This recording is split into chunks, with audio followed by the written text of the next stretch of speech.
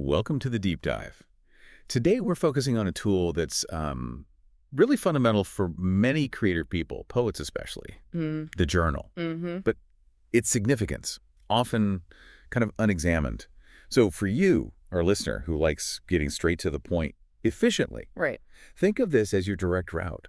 Understanding why a really thoughtfully designed notebook can be such a powerful ally for, poetic expression. Exactly. And we're going beyond just like paper and binding here. Yeah. We're looking at the purpose-driven design. You mentioned Lestallion, and they're a good example of companies who've clearly put thought into what poets actually need. Okay. Their materials, they give a compelling rationale for the features they include.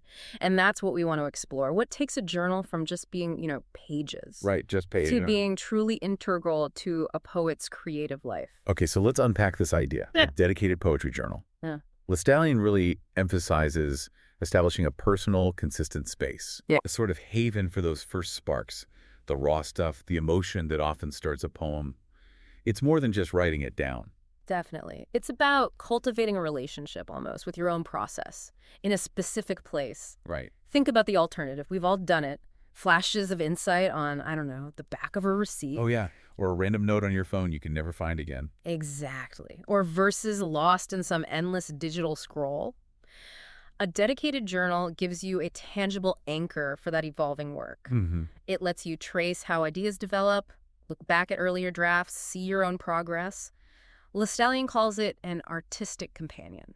I like that. Artistic companion. Yeah, I think that really captures it. A trusted confidant for your creative journey. It's private, consistent. Ideas can just grow there safely. It does capture it.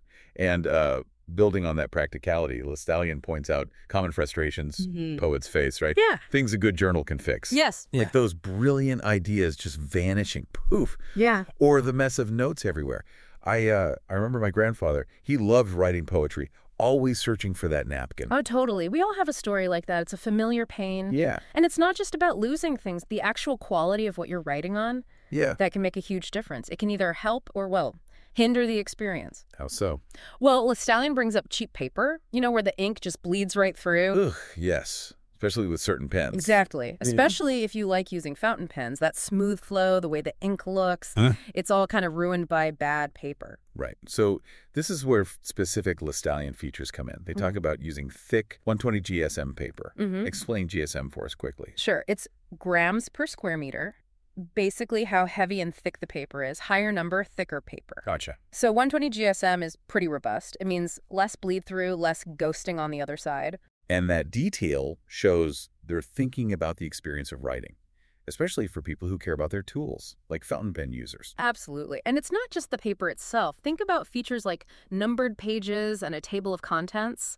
Lestallion includes those. Okay, yeah. How does that help a poet specifically? Well, creative writing isn't always linear, is it? You jump around. You might write a stanza today, another related one next week. True. Trying to find that specific bit later without page numbers, it can be a nightmare. Tell me about it. Been there. So these features help you navigate your own work easily. Super important for revision, for refining things. Oh, and they mention a back pocket, too, for Right. tucking in those loose notes. So even if you do jot something on a napkin. Huh. You can keep it with the main journal. Yeah. Smart. Yeah, keeps it all connected. Okay, so pulling from Lestallion's approach, what are the absolute essentials for a good poetry journal? Well, first, definitely that thick, high-quality paper we talked about. It needs to handle different pens, inks, without being distracting. Right. No bleed through. Second, a strong binding. This thing is meant to last, right? It's holding your creative journey. It needs to stand up to being opened, closed, carried around. Makes perfect sense. You want it to feel reliable, substantial. Precisely. Then there's the aesthetic side. Lestallion seems to get that poets often appreciate, beauty, craftsmanship. Look and feel matter. Yeah, the journal itself can be inspiring. And finally, a durable protective cover to keep everything safe over time. And Lestallion stuff, like their faux leather covers, the soft binding, the elastic band, they seem designed with all that in mind. Exactly. It's not just utilitarian. It's about creating an object that feels special, that encourages you to engage more deeply. Let's dig into that idea more, how specific features tell a story about the poet's needs. Great way to put it. Let's go back to those thick, smooth pages. It's more than just stopping ink bleed. It's tactile. The feel of it. Yeah. I remember a friend, Mark, who's really into vintage fountain pens. He used to say the feeling of the nib just gliding smoothly. It was almost meditative for him. Oh. Using a journal with rough, thin paper, it would just irritate him, break his focus. So that thick paper respects that physical connection to writing. I can totally see that. And the number of pages, table of contents, you mentioned organization. Right. It signals an intention to revisit, to refine. I remember years ago, working on some fiction, I scribbled this killer plot twist idea I'm sure. somewhere. Oh no, spent hours digging through random notebooks. If I had had one index journal. Oh. Lestallion putting those in shows they understand poetry often involves looking back, connecting dots across different sessions. Exactly. And the durable cover, strong binding, that speaks to longevity. The journal as an archive. Like an heirloom? Kind of. Yeah. Think of old diaries. Maybe the cover's worn, but inside are years of thoughts. A good poetry journal is like that for your creative work. It preserves the journey. So Lestallion focusing on cover quality suggests they get that desire for something that lasts. I think so. They seem to understand it needs to endure. They also offer options, right? Lined pages or dashed guides. To me, that says accessibility, catering to different styles. Definitely. Someone just starting out with poetry or maybe experimenting with, say, sonnets or specific forms, those subtle guides can give a bit of structure without feeling too rigid. I remember my younger sister, when she first started journaling, was intimidated by a totally blank page. I get that. Faint lines just made her feel more confident, more organized, so those options are thoughtful. That's a great point. And Lestallion actually includes a story, a fictional one, about a poet named Fawn. Oh, yeah. Tell us about Fawn. Well, the story goes, Fawn initially really struggled, capturing fleeting emotions, getting her thoughts structured poetically.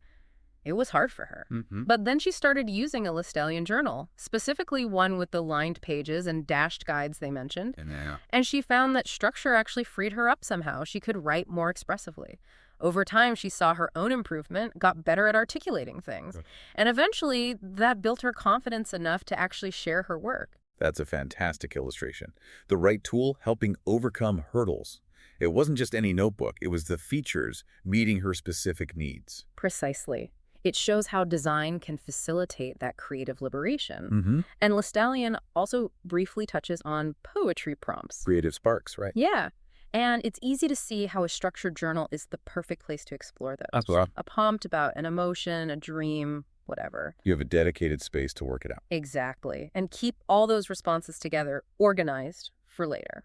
They also mentioned some effective journaling strategies. Just briefly, yeah. Things like daily free writing, focusing on themes, experimenting with different poetic forms, even mixing art and poetry on the page. So the journal isn't just passive. Not at all. They clearly see it as an active tool in a poet's ongoing practice, a space for exploration, revision, growth.